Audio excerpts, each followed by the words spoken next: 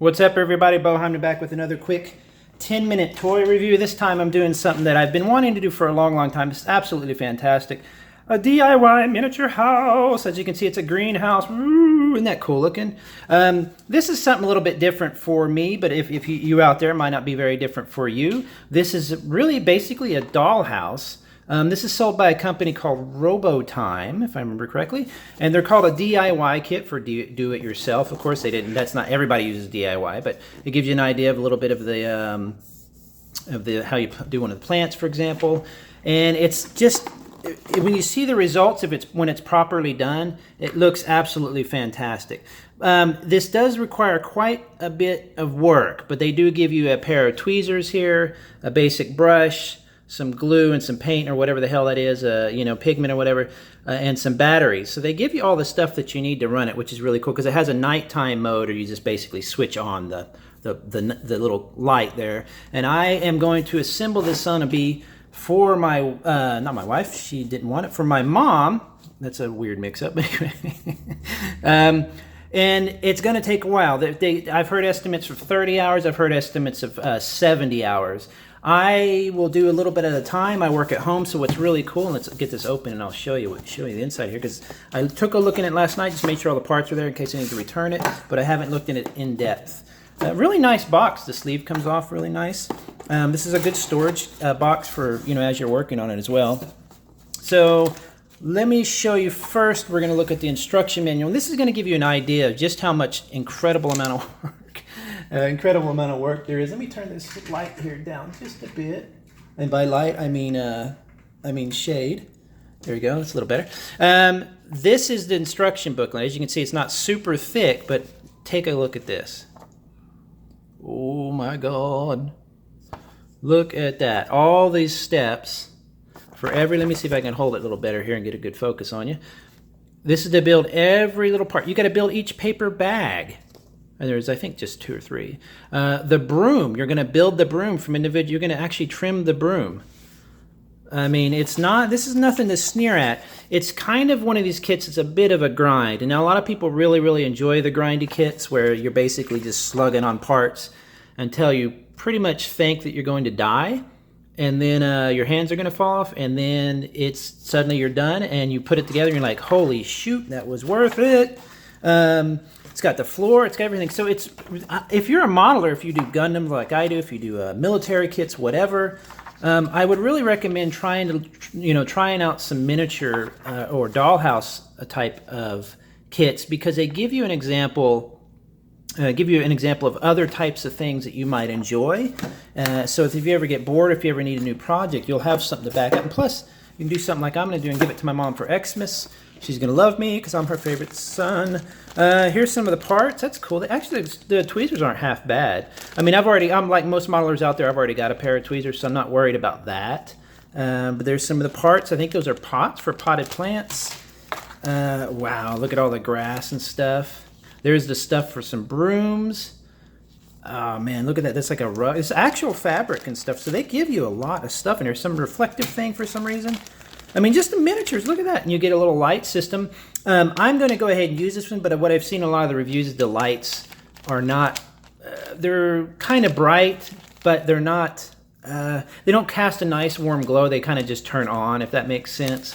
So I might switch this out, or once I get this in and figure it out, maybe I can switch this out for one that comes on excuse me, automatically at night, and that is a little bit more softer. Or I might add a few other little lamps or something to the thing. You can buy miniature lamps that come on automatically.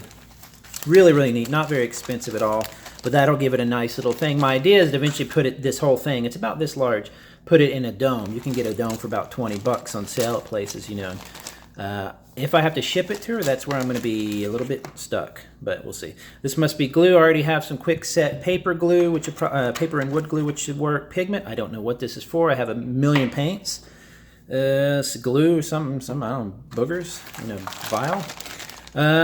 More cool parts.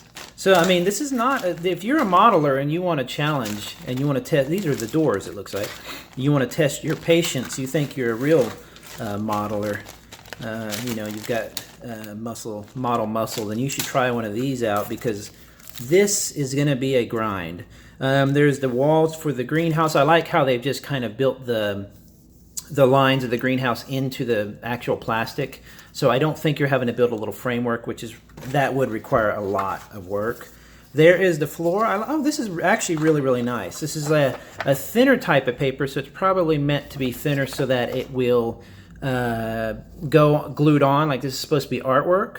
So since it needs to be glued, I imagine that's why it's a little thinner, as you can hear. Oh, here's others. Yeah, it's twice as thin. Wow, wow, wow. Look at this. That's a great texture right there. It's just paper, but it'll really be a nice illusion. They have all these seed packets and little posters and stuff. That's actually pretty darn cool. And it was 30-something bucks. So, I mean, a hell of a deal. If you can, I'll put a link down in the description, but if you ever want to build something like this, you go on Amazon. Just get stuck falling down a hole looking at these things. And once you find one, I would definitely recommend going onto YouTube and Googling or searching for, in this case, RoboTime DIY greenhouse. They have a library. They have a coffee house. For lack of a better term, it's super, super cute. But I'm going to see if this one is a major, major grind. I'm going to get it done for my mother. I might not get another one, but I have a feeling that it's going to be pretty darn fun. Look, these are all, wow, oh my God. Wow, wow, wow, wow. This is going to be a heck of a thing. But it's weird. Oh, you know what this is? I bet. This is a pattern. Excuse me. I bet you that's a pattern. Please paint on the upsides of and for A39. I don't know if this is a pattern that you're going to lay something, because if you cut it, you see it's on both sides, it wouldn't work. So either it's an option, please paint on the upside of for A1. It's either an option to paint or to use this paper, or it's some kind of like pattern, so that you lay the object down on it and then it gives you an idea of what to paint or something. Heck, I don't know. This one here, for example, though, is one-sided. But see how the crease is right in the middle of the floor or whatever part that would be? That doesn't read to me like something that they would want you to use like in the actual kit. It can't have a crease on it. We've got this last part here. I don't know what the cardboard is used for. It's just like construction paper, probably for part of the floor or whatever. But so far, for 30-something bucks, for something that's going to probably take easily 35 hours, I work stuff slowly. If you follow my channel, you know that, because I work on so many things at one time, usually 3 or 4 projects at one time, which is a habit I'm trying to break. It's just simply my mind gets going on to something else and I just go with it. But again, for $35, whatever it was, I really want to say that afterwards it's going to be really, really worth it. It just looks fantastic. I'm worried a bit about stuff like those flowers, because what they're going to do is you really have a really particular way to make stuff like that if you don't make them correctly, see how they're folding them? That's so tiny, which I'm cool with tiny stuff, don't get me wrong. I have Twizzlers and I work in models, and you know, that right there might be a little discouraging. So I'm a little worried about that.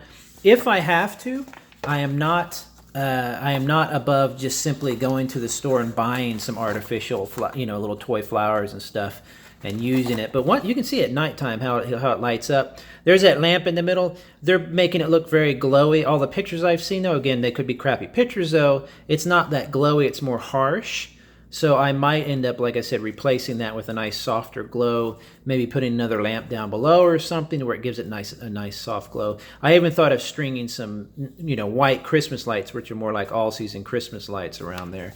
And I think once it's done, it's going to be fantastic. So look for that update whenever I have that done in probably, I want to say, 3 or 4 years. So if I don't get it to my mom this Christmas, it looks like it'll have to be next Xmas. That is an unboxing of Cathy's miniature flower house DIY RoboTime kit. Just Google it. You'll see it. Go to Amazon. Enjoy. I'll see you on the next video. Bye-bye.